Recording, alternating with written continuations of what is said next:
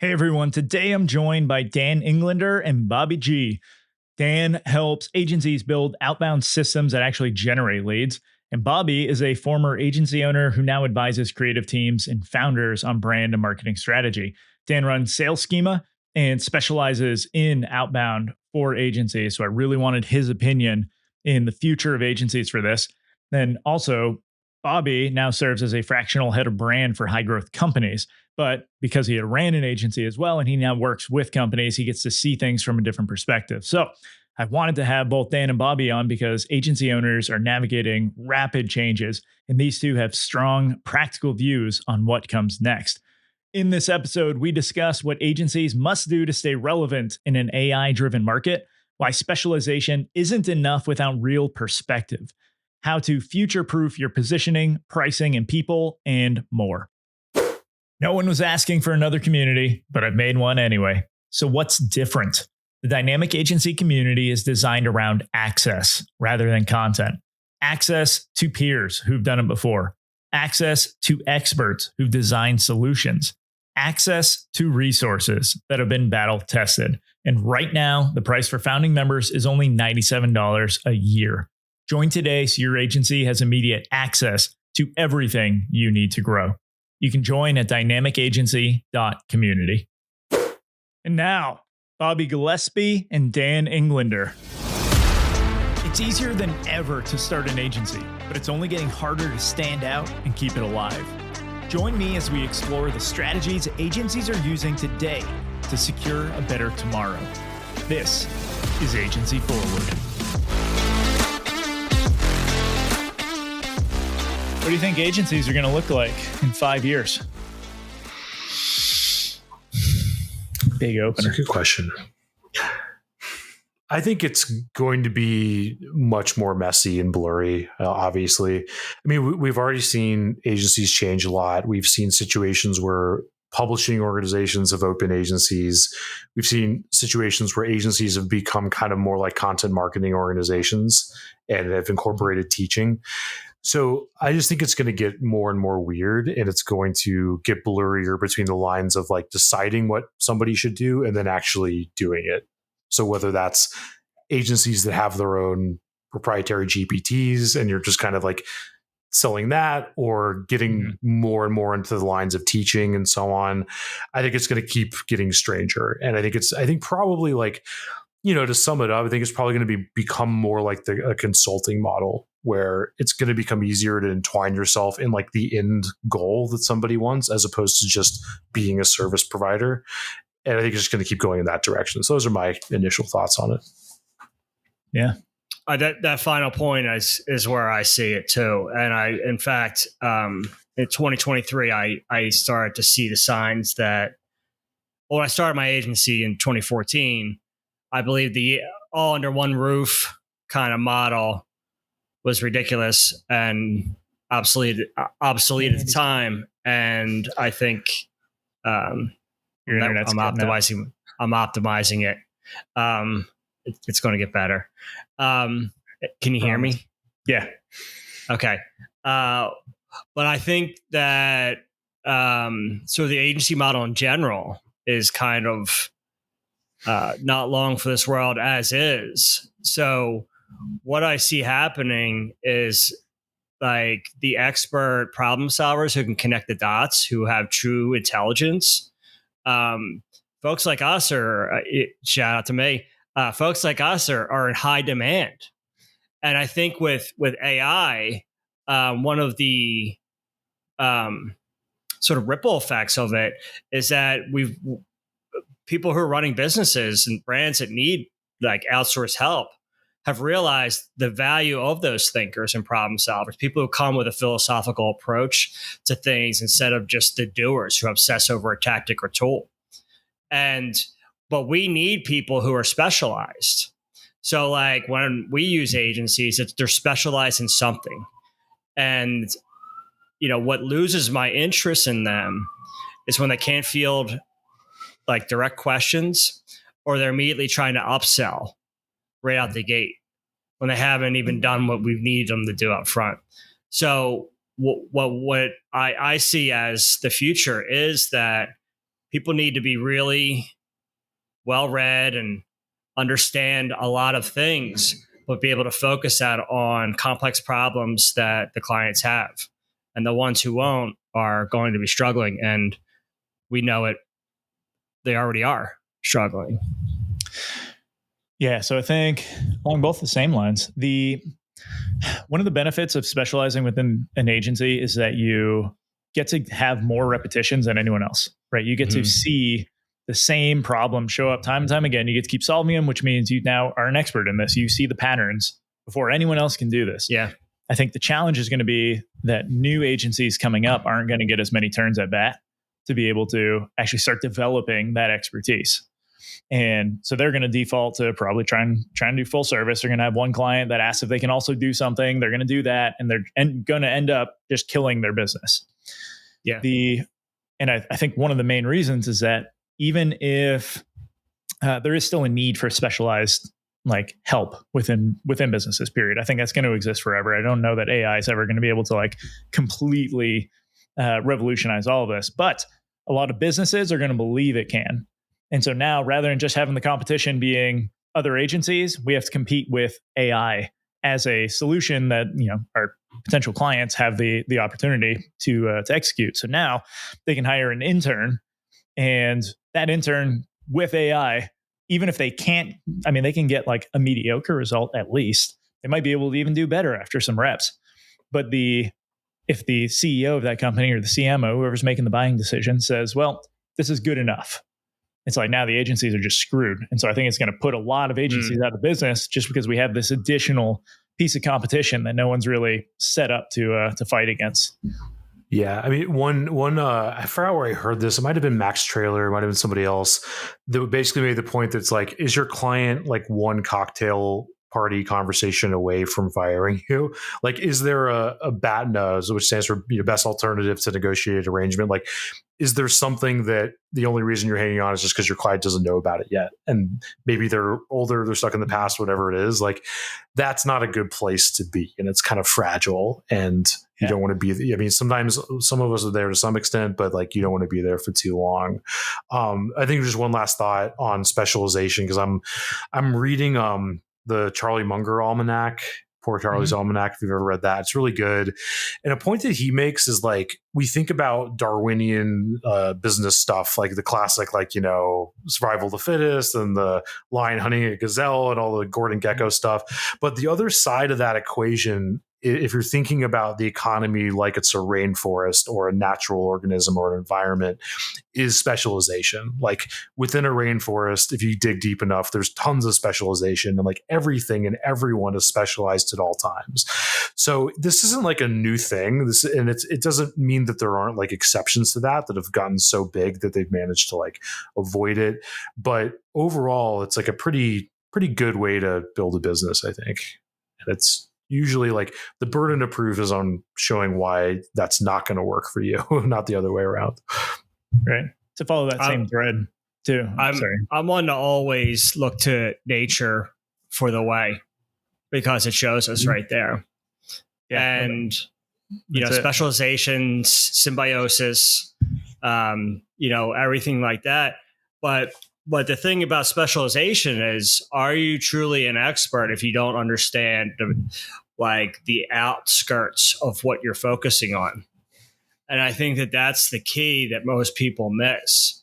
They specialize in a tool or a tactic, but not in thinking, not in problem solving, not in understanding the humans.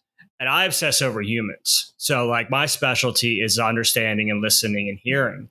And I think that serves me well. But then, like I said earlier, like being well read, being creative, being interesting. What makes you interesting? You know a lot of things about a lot of different stuff that adds to your, John Dewey said that you can't pull things out unless you put things in. Well, I try to put as much in as possible. I know that Chris is reading books like, a book a week or something. And I get too tired sometimes. Thank you for downplaying my accomplishments. No, it's impressive. I've done that a couple of years. I've done like 50 books in a year. It's a lot, but it changes you. And last year I had more conversations than I read. That changes you too, right? You're adding all these different ideas and perspectives and points of view. Then you apply it to your craft. And I think that is what, when people talk about expertise and specializing, they miss that part, because the more you know and how broad your perspective and point of view is, the more valuable your ideas are when you're applying them to specific problems, whether people know them or not. And here's another thing about AI, Chris, you made me think about. Last month, there was like this Google trend around AI that basically said AI is going to replace everything in your marketing and sales side of your business. No evidence, no proof. No one's actually doing that. But all these CEOs are out there like, this is what the future is.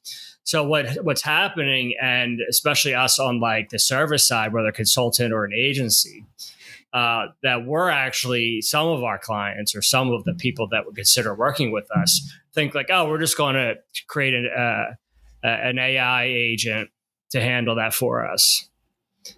And we tell them, no, that's a bad idea. You want to actually conversations with real humans. Why create friction and obstacles to that? Why don't you make that really easy? And then they say AI is the future.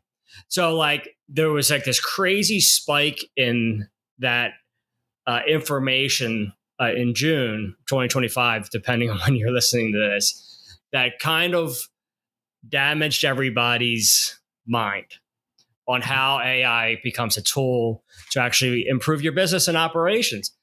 And listen, you know, I'm sure you guys are like me. I use AI a lot, but it's just another tool in my arsenal. And as it does more things, I do more things with it.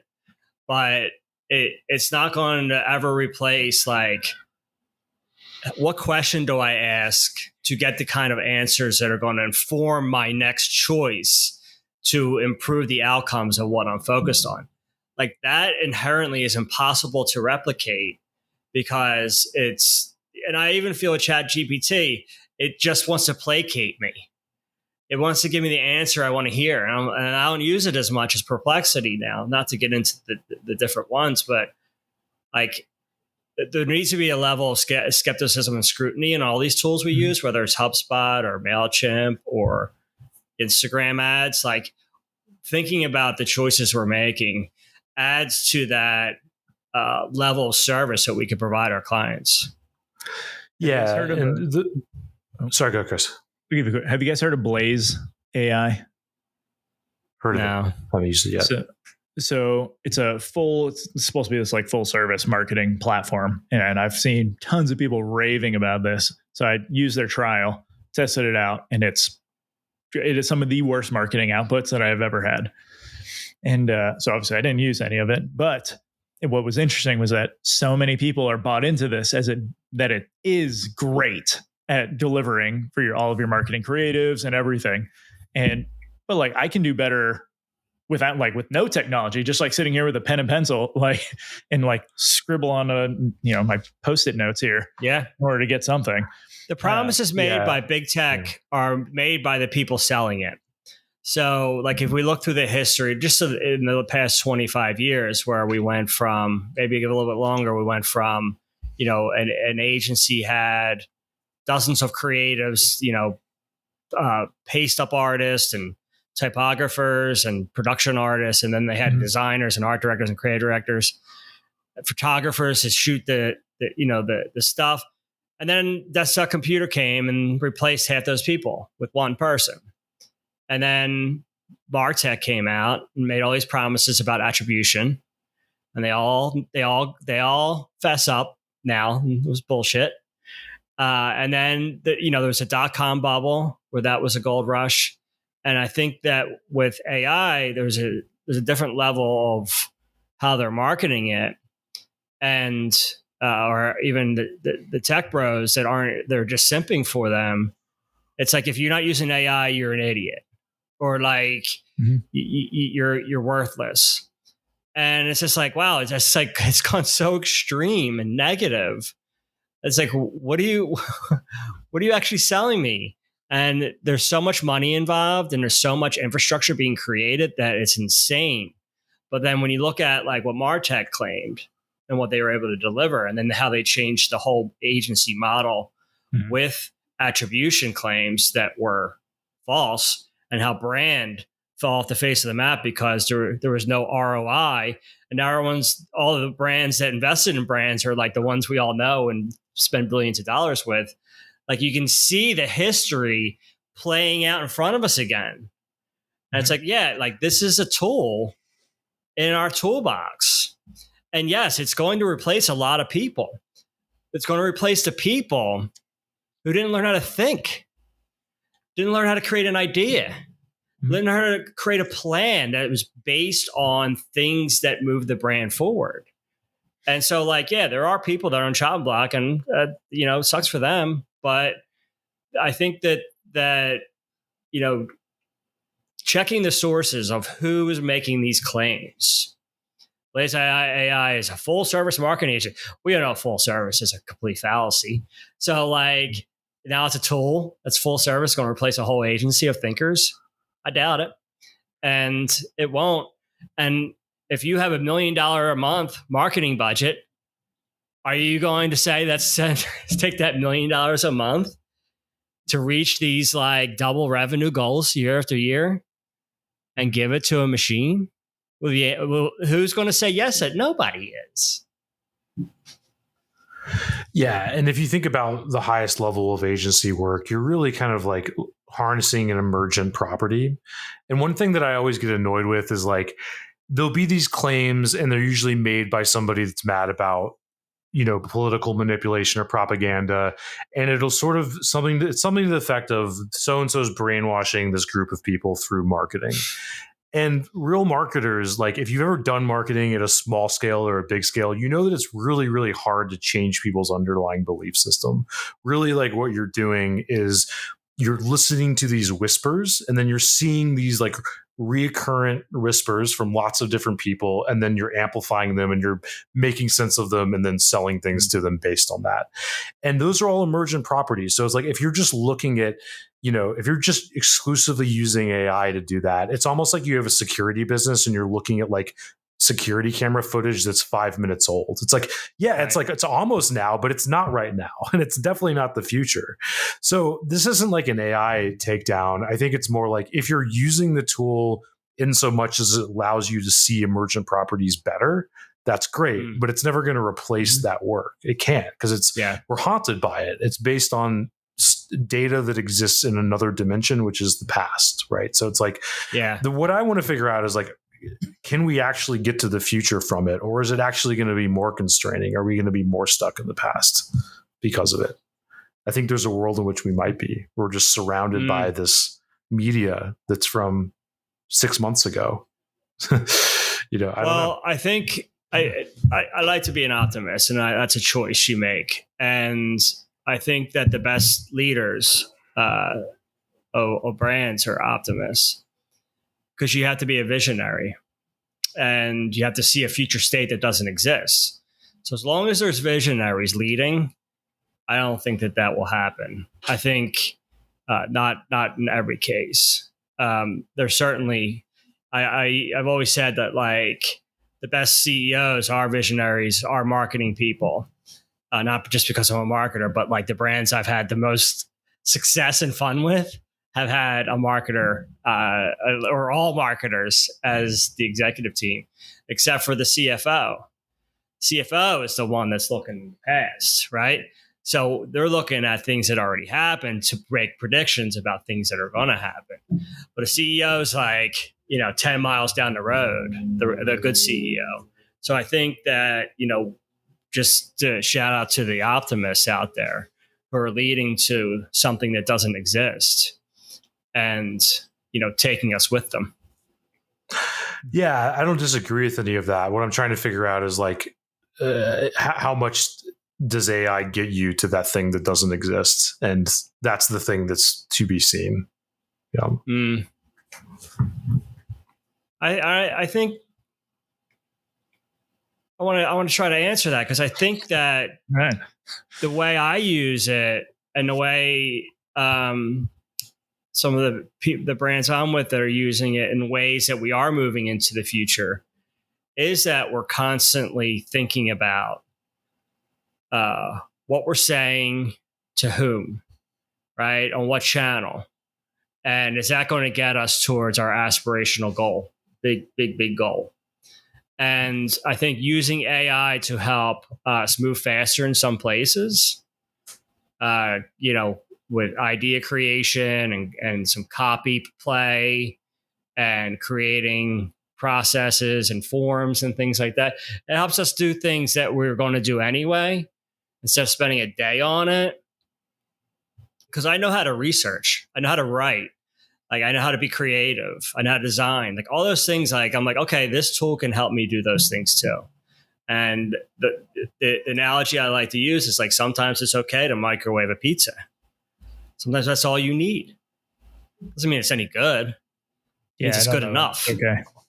Yeah. But I like to think of it as, if I'm microwaving a pizza, what am I learning so when I'm making a pizza from scratch, that it's better?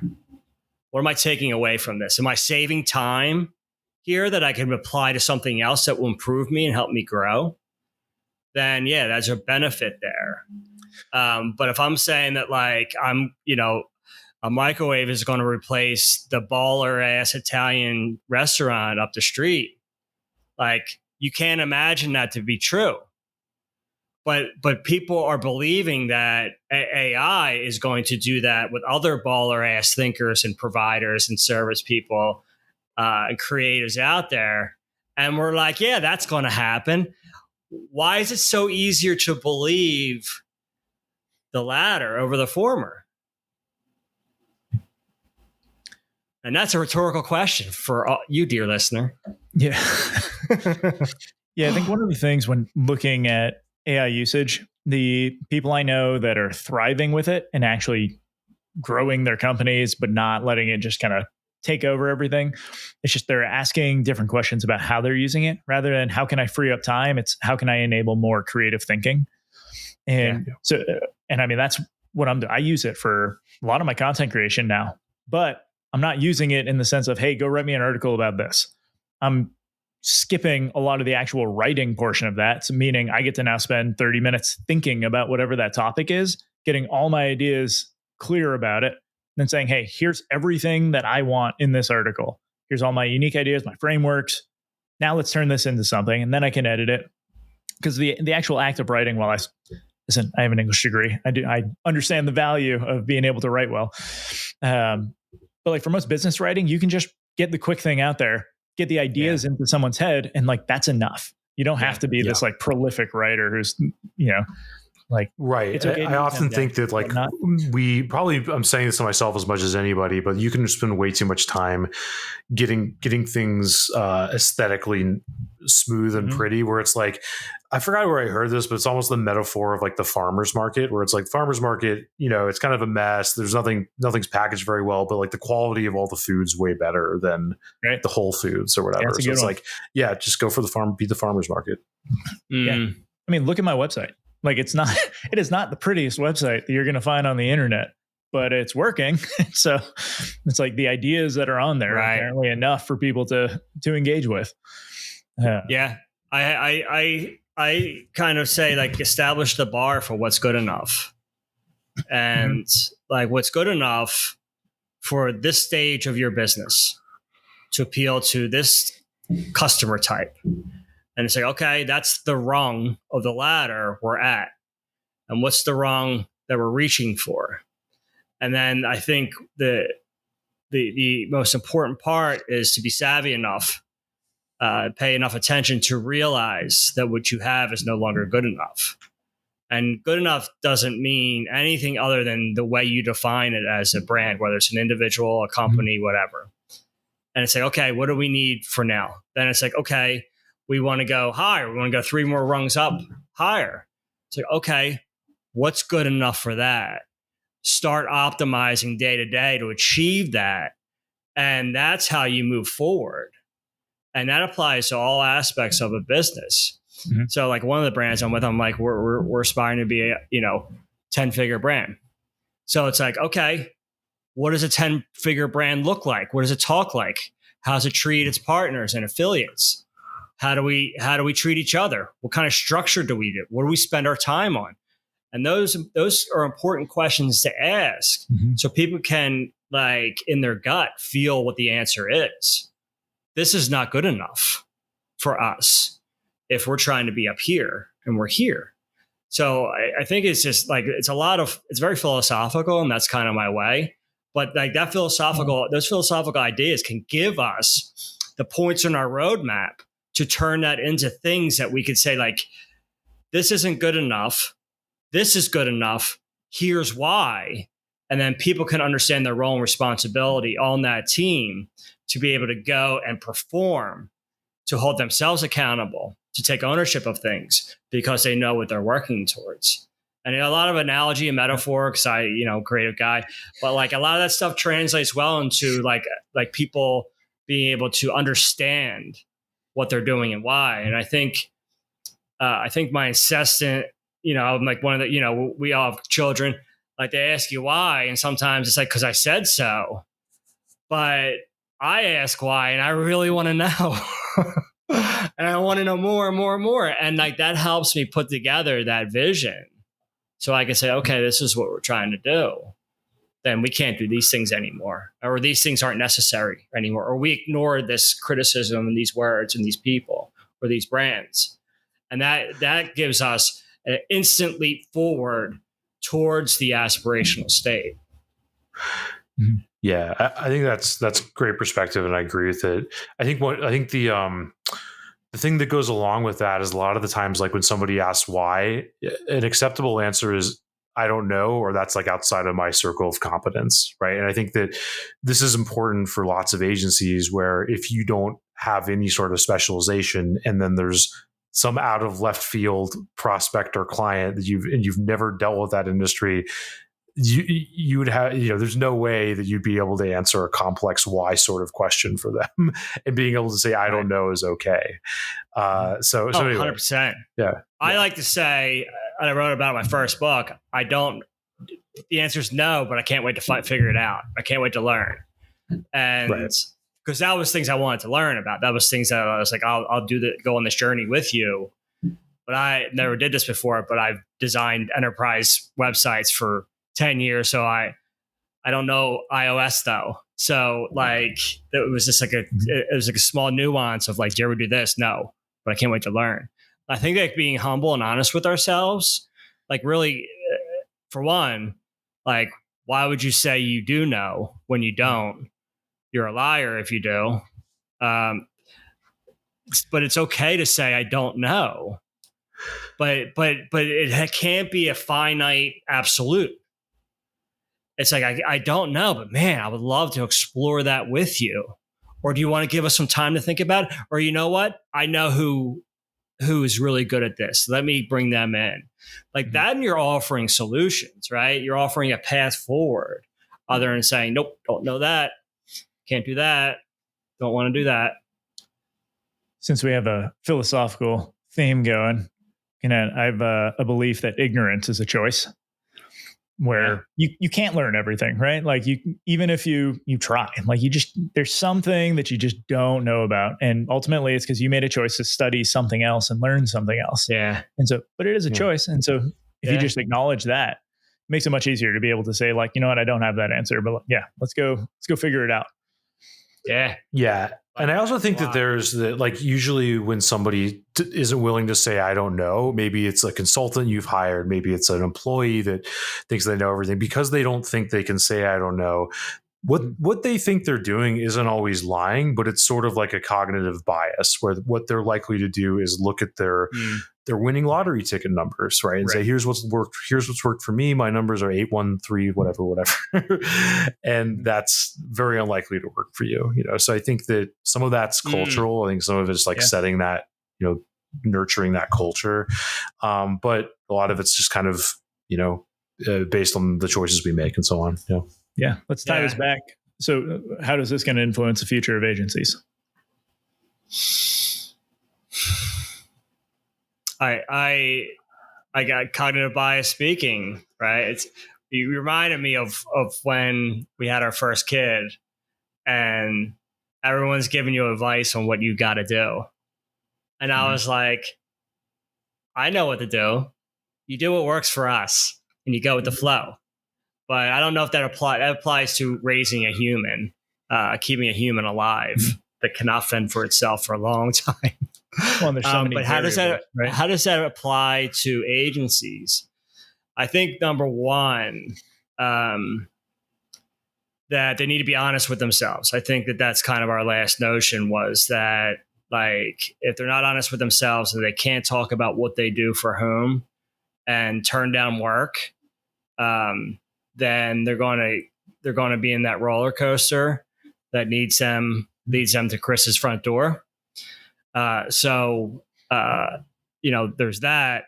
But I think that the kind of using an agency as a catch-all, because there's 18 different specialties. I think it's really focusing on helping solve the problems and get early wins as quickly as possible. So how can you structure your company to be able to deliver early wins to your client based on what they're coming to you for? And I think a lot, like my most recent agency hiring experience, because I hire and work with agencies with my clients, is that they come with things like, you're coming to us for digital marketing, but we've won awards for our video work. I actually don't care one bit about that. In fact, I don't know why you're telling me. Irrelevant. Help me win with the problem I perceive. And I don't think most clients actually, a lot of depends on the sophistication of the organization, but they don't actually know what they need. They kind of predetermine what they want. Mm-hmm. So have a way to help them determine what it is they need, but get that early win, whatever that means for you. Get your foot in the door with them and earn their trust. That early win solidifies the relationship. So how does that translate into like how you build your agency? Well, where's your specialization? Where is your areas of expertise? And then learn the periphery. Learn how brand strategy plugs into everything. Learn how this leads to sales, and how sales, and whether it's business dev, sales is just conversions online, or sales leads to a conversation. How does what you're doing lead to that? And how can that all be the same team with different roles and responsibilities that they're communicating well? And I think that, being really, really good at a few things will serve you well, as long as there's a lot of thinking involved, and evaluation, assessments, and recommendations. Mm-hmm. Since I started my company originally in 2014, what I told everybody that worked with me, whether they're a collaborator or a contractor or they're bolt-on to my team, I was like, if you're just going to do what we ask you to do, you're not going to be around very long. But if you can come in and offer ideas and suggestions and recommendations to tell us what we're doing wrong, or tell us where we could be better, then you're extremely valuable to me. And as long as we're getting along, I'm going to keep working with you. And I think that that's the mindset that folks need to come into, like, the agency world with. It is a service-based industry. But we need to advise our clients. We need to come back and say, this is what we spent. This is what we got. This is the return. These are the metrics that do matter. This is what we're thinking we do next. And that's the critical piece of the equation, is that what is this? What do these activities mean? How do they move us forward? And how are we learning every step of the way to improve? While we're driving the bus 120 miles an hour, we're building it and like enhancing it along the way. And we're not sure where we're going, but we just want to make sure, just like Jim Collins said, good to great, we want to make sure we have the right people on the bus with us. So when we're hauling ass down the road, that we're actually enjoying it, but we're actually making a hell of a lot of progress wherever it is we're headed. Yeah. Dan? Yeah. I think it's sort of about thinking about the stuff that was nice to have that's now becoming table stakes. Like, we've talked a lot about specialization. That's kind of old news. I think that's becoming table stakes. And I think the next thing is perspective. And I guess what I mean by that is taking a bet on, to some degree, and it sounds lofty, taking a bet on the way that you think the world works, and like where it is now and where it's going, so you can't be taking those bets all the time, and you can't be taking those bets in a really like wide big array of situations. It's usually like within the domain that you understand, whether that's an industry or a certain type of service or something like that. So part of that's, being able to say, like, if you're a paid media agency for this, that, and the third vertical, then your perspective is, I think over the next few years, like, you're going to have more opportunity than loss by taking on this platform risk by doing ads on Facebook or LinkedIn or whatever it is for you, and making that part of your perspective. Or it could be something else entirely. Like at Sales Schema, we help people with outbound and agencies with outbound because we're big believers in using trust and referrals and actually owning your channels as opposed to just like offloading everything to things you don't control, like LinkedIn and Facebook. But, I've taken a bet with that, and I could be wrong, and events could change and algorithms could change, but that's the way that every single business has to function, right? Especially like startups that understand this from day one. So I think that that's going to become the next thing that's, table stakes for making an agency work, if it's not already. Yeah. Yeah. Well, awesome. All right, guys, we went all over the place and probably more philosophical than I expected. For also chatbots, get some chatbots. No, I'm just kidding. Yeah. For the listeners, you guys want to hit just where people can find you? Bobby, after you. Sure. I just, pivoted my business over a year ago. We just relaunched a website and changed everything up. So it's beproper.com. The letter is BEPROPR.com. Not PR, just no E. Awesome. Interesting. And I'm at saleschema.com. 2 S's in the middle, if that makes sense. Awesome. All right, guys. Thanks for joining. Thanks, homie. Appreciate it. Always a good time. That's the show, everyone. You can leave a rating and review, or you can do something that benefits you. Click the link in the show notes to subscribe to Agency Forward on Substack. You'll get weekly content, resources, and links from around the internet to help you drive your agency forward.